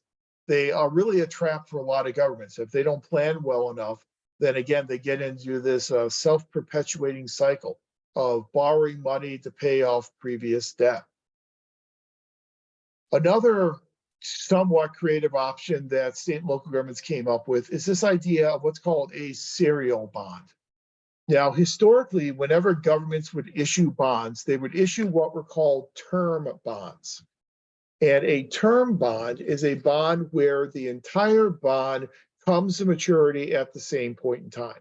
So all the different issues, usually when you issue a bond, and this is going to sound kind of weird, but whenever you issue a bond, traditionally, you issue a bond in $5,000 denominations. That's what's called fives. And so if you have a $500,000 bond, you're going to issue 100 fives. $5,000 denominations. All those $5,000 denominations are different issues within that bond. In a term bond, all those $5,000 denomination issues, those will come to maturity at the same time. So if it's a 30-year bond, a term bond, everything comes to maturity and gets paid off in 30 years. Several years ago, local governments got a little creative, and instead of using term bonds, they then turned to the use of what are called serial bonds. The serial bond will have multiple maturities, and so different issues within that bond will come to maturity at different points in time.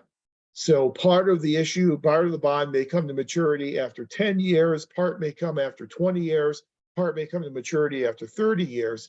The nice thing about a serial bond is if you are paying off a portion of that debt every few years, then the money that you normally would be using for principal and interest payments then gets freed up to be used on something else. Maybe accelerating the repayment on other types of bonds, or maybe other issues within that same bond. So a serial bond offers multiple maturity dates, and it gives more flexibility for governments in terms of paying off their debt. Now, states will limit the number of maturity dates that you can have in a serial bond. Typically, most states will limit it to 5 different maturity dates, and you can't have more than 5 maturity dates in any one given bond issue.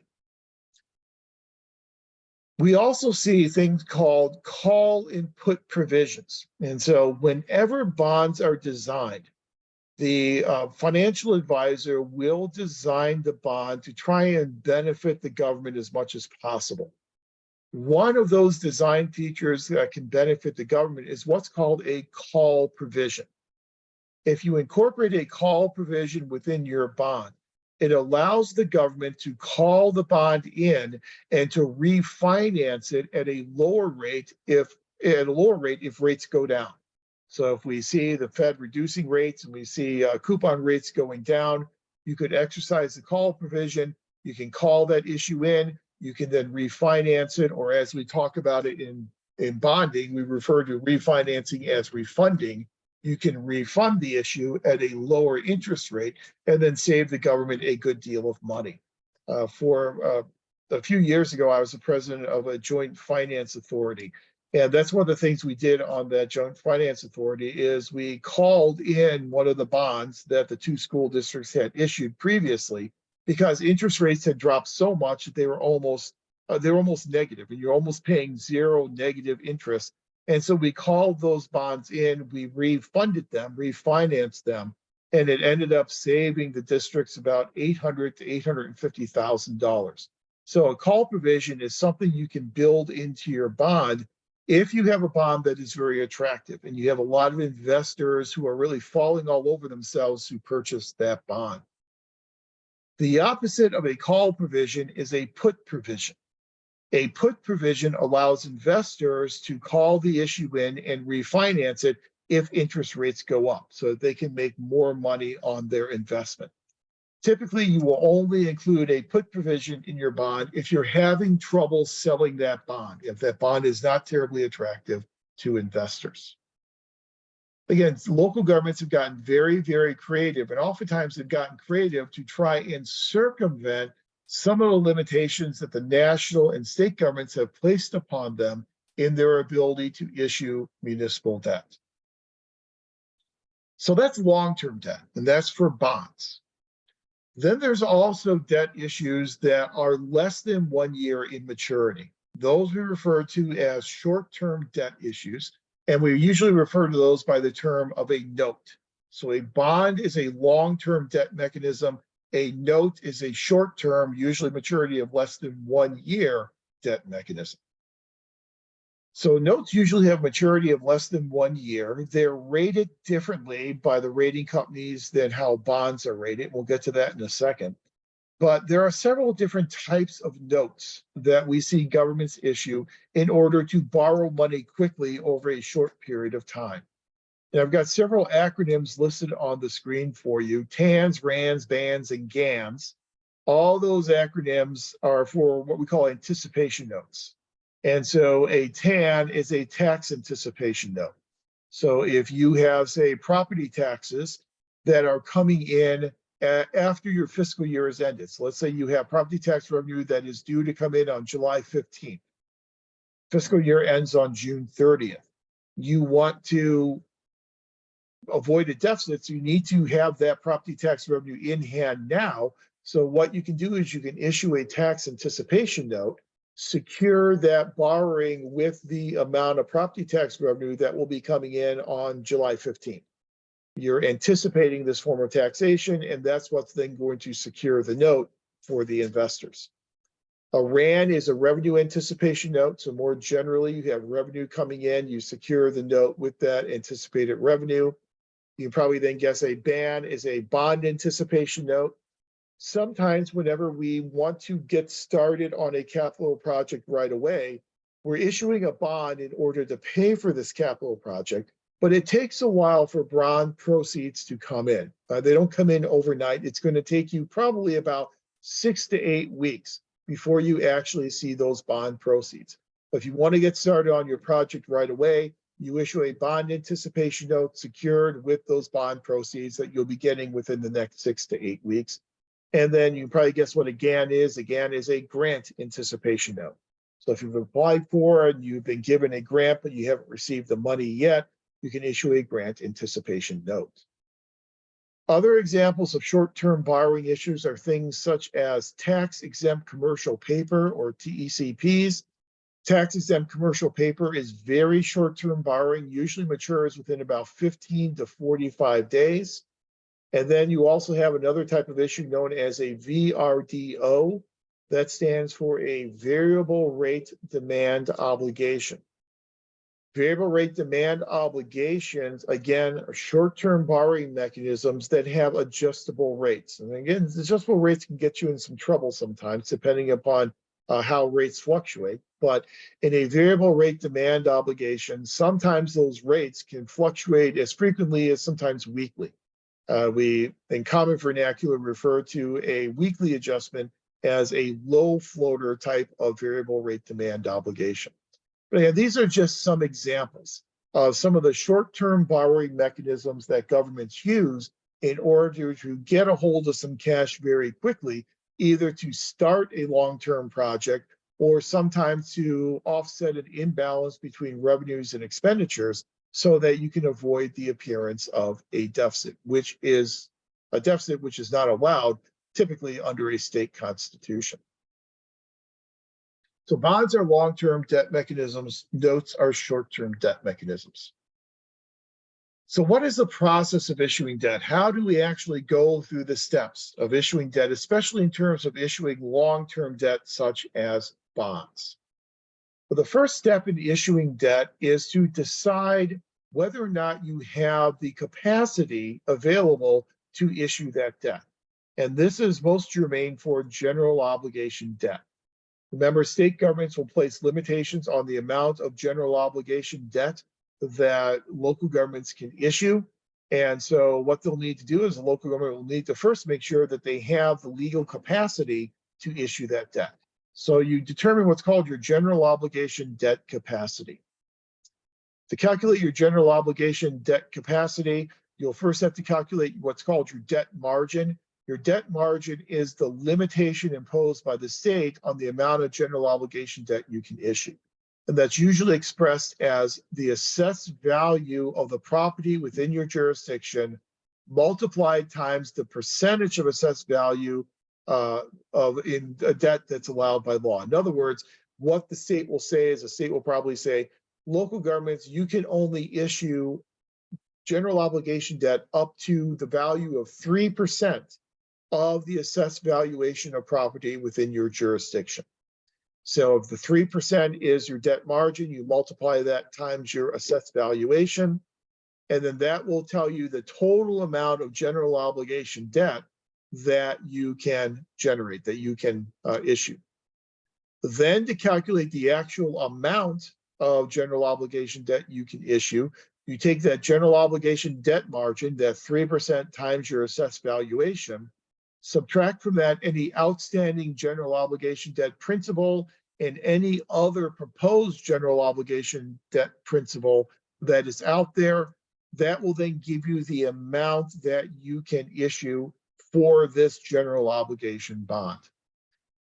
Again, if you are hitting that debt capacity and you are already bumping up against that debt ceiling, you're probably going to have to look elsewhere for a different type of bond in order to borrow money. You really want to make sure that you have the legal authority in terms of having enough capacity in order to be able to issue that general obligation debt. If you've established that you do have the capacity to issue whatever general obligation debt that you want to issue, then you move into the issuance phase. Issuance phase, you then have to obtain the legal authority in order to be able to issue this debt. And there are two types of legal authority. There's legislative authority, and then there's voter approval. For general obligation debt, typically, you will first have to get legislative authority where the city council or the local school board will have to then, in a public hearing, approve the issuance of this general obligation bond. And then for a general obligation bond, you typically will then have to then go and get voter approval as well. And for most general obligation bonds, voter approval requires at least a 2/3 majority of voters to approve it in order for that government to issue that general obligation debt. Now, that supermajority standard is going to differ depending upon type of government. So it's typically 2/3. However, if you are a school district here in California, there is something called Proposition 39 that allows school districts to pass general obligation bonds with only a 55% voter majority. So a much lower standard in order to approve those general obligation bonds. But typically, you not only have legislative approval process, but you also then have to get approval by your voters. So once you get this legal authority to issue the debt, then you have to get people to help you in terms of designing that debt, in terms of making sure that that debt meets all the legal standards. So two very important individuals that you will contract with in this process will be your bond counsel and your financial advisor. The bond counsel is your legal advisor. And so what the bond counsel will do is the bond counsel will make sure that you obtain the legal authority, that you have the general obligation debt capacity, and will then look at how you are producing your ballot statement to go before the voters. And it's a very detailed process in putting a ballot statement together to then put it on the ballot for voters to vote on. You have to be very transparent and very clear in terms of how much this bond is going to cost voters in terms of their increase in their property tax rates. You have to be very clear on the intended uses of this bond proceed, how you're going to use it specifically on what projects. And if you are issuing a Prop 39 bond, you also have to set up what's called a Citizen Oversight Committee, or a COC. And the Citizen Oversight Committee will then review how you are spending those bond proceeds to make sure how you are spending the proceeds will be in accordance with the language in your ballot statement, that you're actually spending the money in the way in which you said you would be spending the money. All of that work to make sure that the bond is legal and it meets all the legal requirements, that's what's referred to as cleaning the issue. So the bond counsel will clean the issue for you, make sure you have a clean issue to then be approved by the voters.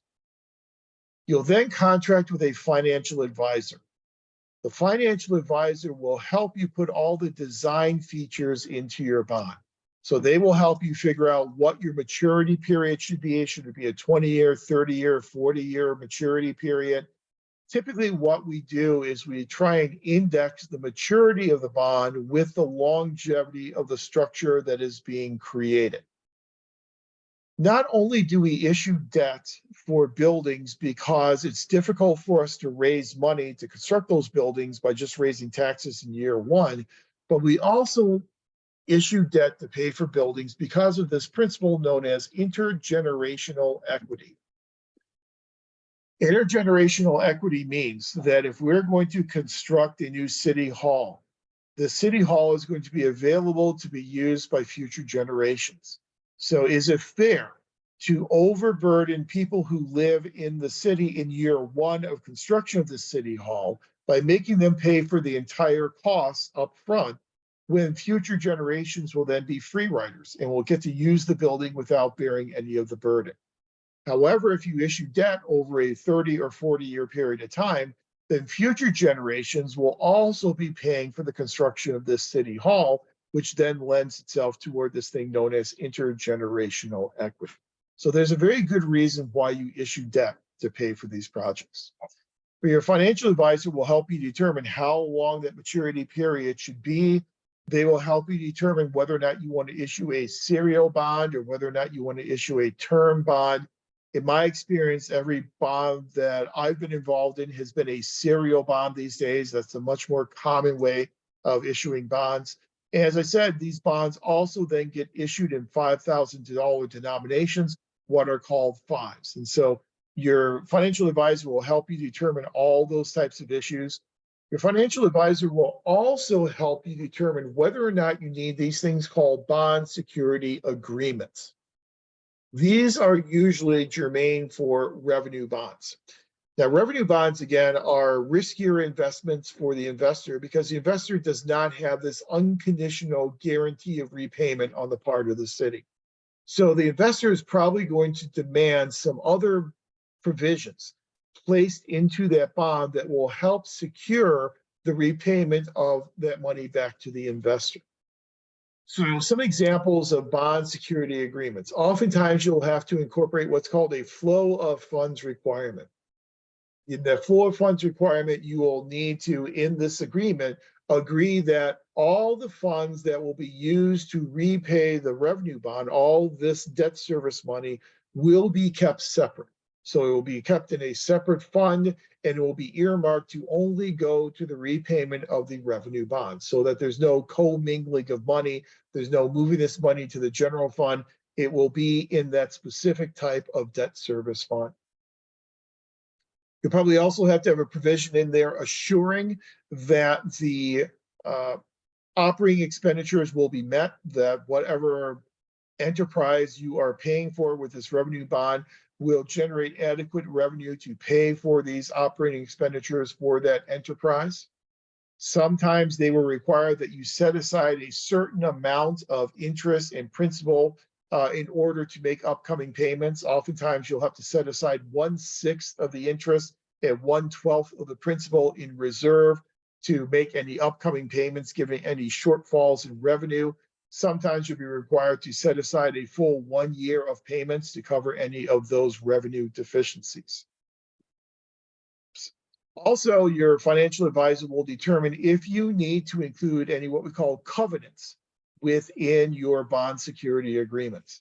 Sometimes bonds will have what are called rate covenants. A rate covenant will say, here is the rate that will be charged in order to secure enough revenue to make principal and interest payments.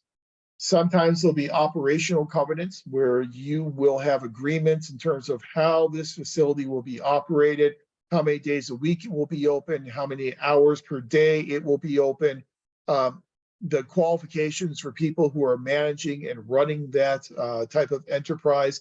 All that will be in an operational covenant. There'll be an insurance covenant where you promise to maintain a certain level and certain type of insurance in case there's some type of a fire or some type of a disaster. There'll be a default covenant. What happens if you default on this debt? What are the additional provisions that investors can rely upon to at least recoup some of their money in case you default on this debt? And there'll oftentimes be audit covenants. What types of audits you need to have and how frequently you need to audit the operations of this enterprise. Will you need to use legal and financial audits only, or you need to have performance and management audits as well? Those are all included then again as covenants within these bond security agreements. But all that is something that you can work out with your financial advisor, who, by the way, gets paid very well for that advice. Once you have designed your issue, it's cleaned by bond counsel, it's been designed by your financial advisor, you are now ready to obtain a bond rating. And the bond rating is a credit rating of the credit worthiness of that bond. There are three main credit rating agencies. There's Standard & Poor's, there's Moody's, and the third one is Fitch's. Fitch's is the smaller of the three, but it's really starting to gain in prominence in recent years. But the two main ones are Standard & Poor's and Moody's. So in order to get a bond rating from these credit rating agencies, you'll go through several different steps. First, you'll need to apply to them for a bond rating. Your application will then get assigned to an analyst. That analyst will then come back to you for documentation, and we'll talk about some of the things they'll document in a second, but they'll collect a lot of documentation about the fiscal solvency and the fiscal health of your government. They will then do some independent research. They won't base their decision just on what you provide them. They'll go and do their own independent research about the fiscal solvency of your government. They will then analyze all this information you've provided and all the information that they have independently generated. The analyst will then make a recommendation to the ratings committee. The ratings committee will then review that information and then will make a ratings assignment. In the past, this was, well, I'll say years ago, this was all done kind of long distance. Just before COVID, though, Moody's actually started to require governments to actually appear before the rating committee in person. And the last time we did a refunding in the district I used to be in, the superintendent and the assistant superintendent of business and the board president all had to go up to Moody's headquarters and sit down with the rating committee and essentially kind of defend their request for a bond rating to try and get the highest rating possible from the rating committee. Again, that all changed during COVID, but it was a much more intense process in the years leading up to COVID than it was in the past. So you got to get a bond rating. Bond ratings differ depending upon which agency you're getting the rating from. As you can see on the screen, Moody's has its own rating categories. Standard & Poor's and Fitch's use similar categories that kind of use the same jargon, but in a little bit different way. Moody's, the best rating you can get is a AAA, same type of thing with Standard & Poor's and Fitch's. The next level down at Moody's is what's called an AA1. For Standard & Poor's and Fitch's, it's an AA+, and then so on and so on. AAA is the best rating you can get. Not many governments get a AAA rating. It's much more common to get an AA or a AA+ rating. That is still an excellent credit rating. Any credit rating for your bond that exceeds an A level is going to be a decent credit rating and will probably get you a pretty decent coupon rate. Once you start to fall out of the A category, you get down into the AA negative, you get down into the B++ and the B+ categories, that's where you start to see much higher coupon rates. Once you fall out of the B category, you get into the C category. C ratings are considered to be speculative investments. As a speculative investment, what the rating agencies are telling the investors is, you're probably not going to get your money back. Stay away. This is a major red flag. And cities like New York and Cleveland and Chicago years ago fell into the C category and were no longer able to issue any debt for any of their capital projects. So it's very important that you try and get the highest bond rating you can possibly get. So what do these credit rating agencies look at in terms of fiscal solvency to assign these bond ratings? Obviously, they're going to look at how you are using the debt. Is the debt being used to fund the construction of a needed addition to your physical plan? So you really do need to upgrade your sewer system, or you really need a new fleet of police vehicles. Those are legitimate reasons why you are issuing debt. If you're issuing debt to try and offset an imbalance between revenues and expenditures, obviously you're going to get a much worse bond rating for that. What are your plans to retire the debt? You have to have very specific plans for how you will retire the debt. So what percentage increase in property taxes do you need to initiate to repay the debt? How is that revenue going to grow or shrink in future years? Your debt burden, how much debt do you currently have? And oftentimes we'll look at the amount of general obligation debt you have compared to your overall expenditures, also compared to your overall revenue. Your debt history and trend, are you borrowing more and more money? What are the trends with your debt that you are issuing? the current status of your physical plant, because that will clue us in terms of how much additional borrowing you're going to have to do in the future as your capital plan continues to age. Promptness of bill paying, much like in our private lives.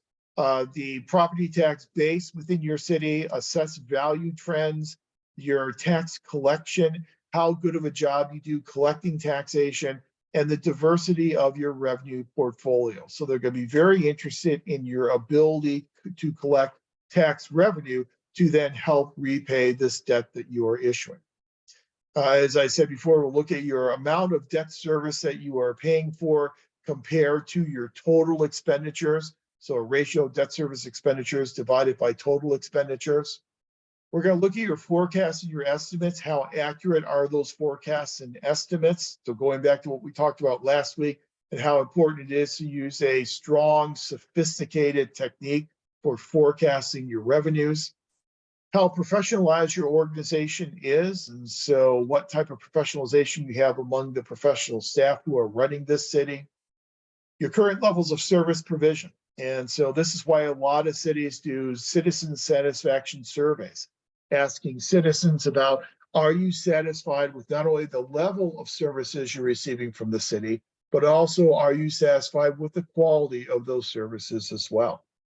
Your reliance upon intergovernmental aid. And, this is one of those financial solvency indicators we talked about last week. The more reliant you are on intergovernmental aid, chances are the more unstable your revenue portfolio will be. Your land use policies. What are your land use policies? What are your zoning policies? One thing that they're going to be very interested in is how developed is your city? If you're a city that is nearly 100% developed, if you want to generate additional property tax revenue, the only ways you can do it is by raising your property tax rate, which will probably be very limited in your ability to do that, or through redevelopment of existing property, which can be very costly and very difficult. However, if you're a city that is only 40% developed, you have a bunch of land left to be developed. Those developers are going to come in, they're going to build houses. It's going to greatly increase your property tax assessed valuation. And there's a lot of potential there for future growth in your tax capacity, your ability to generate tax revenue.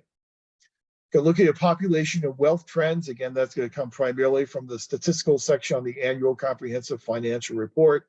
Are you hemorrhaging residents? Are you having residents that are moving out to the suburbs? What types of residents are moving? What's that mean then for your tax base within your city? And then your commercial and industrial tax base. You have corporations moving in, you have corporations moving out. And again, in your statistical section of your annual comprehensive financial report, most cities will provide over the past 10 years, here are the top 10 employers in our city and the amount that they paid in taxation.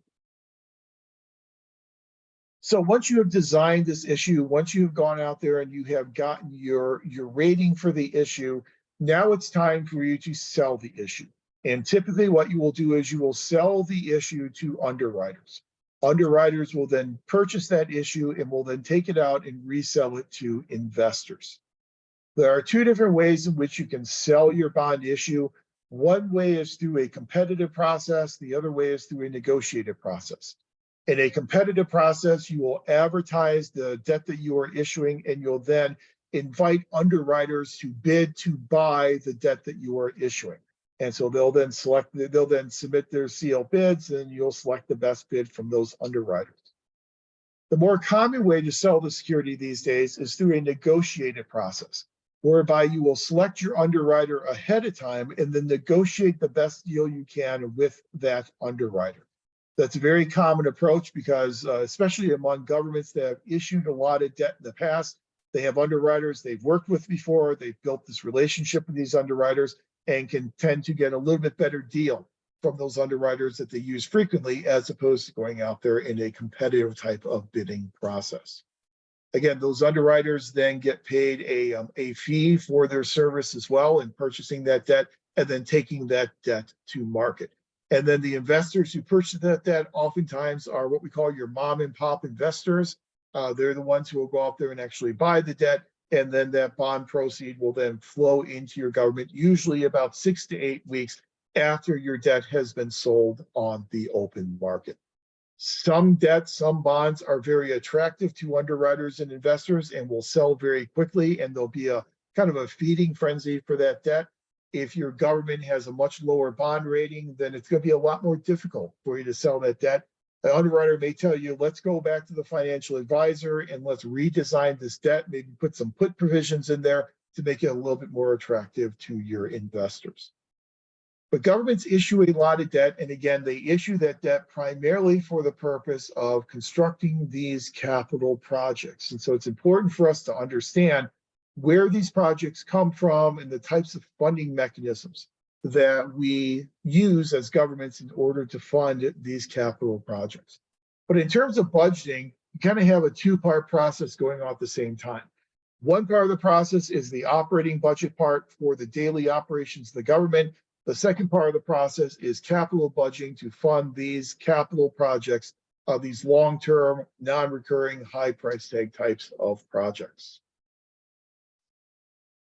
So that's the information we typically cover in terms of capital budgeting and debt issuance and debt management. The type of information that I think that you need to know as a result of this discussion, I think it's important for you to know the differences between operating budgets and capital budgets, some of the reasons why state and local governments tend to use separate capital budgets in addition to their operating budgets, the idea of capital improvement plans and why we put together these 5-year capital improvement plans, and then how we fund these capital projects in terms of different types of debt mechanisms and their advantages and the disadvantages of those different types of debt mechanisms.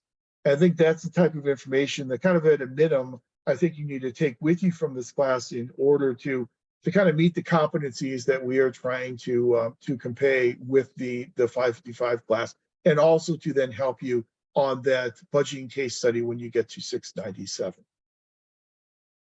So it's 8:16, so we've been at this for a while. Are there any questions about any of this information from the second part of the class tonight?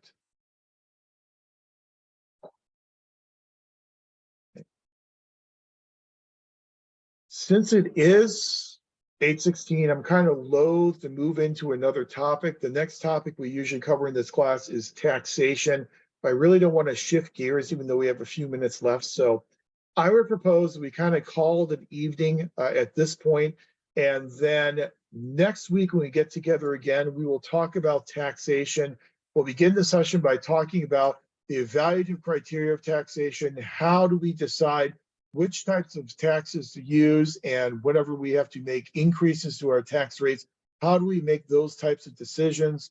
We'll talk about burden distribution. We'll talk about equity. We'll talk about adequacy, collectability, economic effects, all those evaluative criteria. And then we will take those evaluative criteria and we will then use them to understand the advantages and disadvantages of our 3 main forms of taxation: property taxes, income taxes, and sales or consumption-based taxes. Then if there is time remaining, we'll then talk about some non-tax revenue sources, such as user fees and user charges.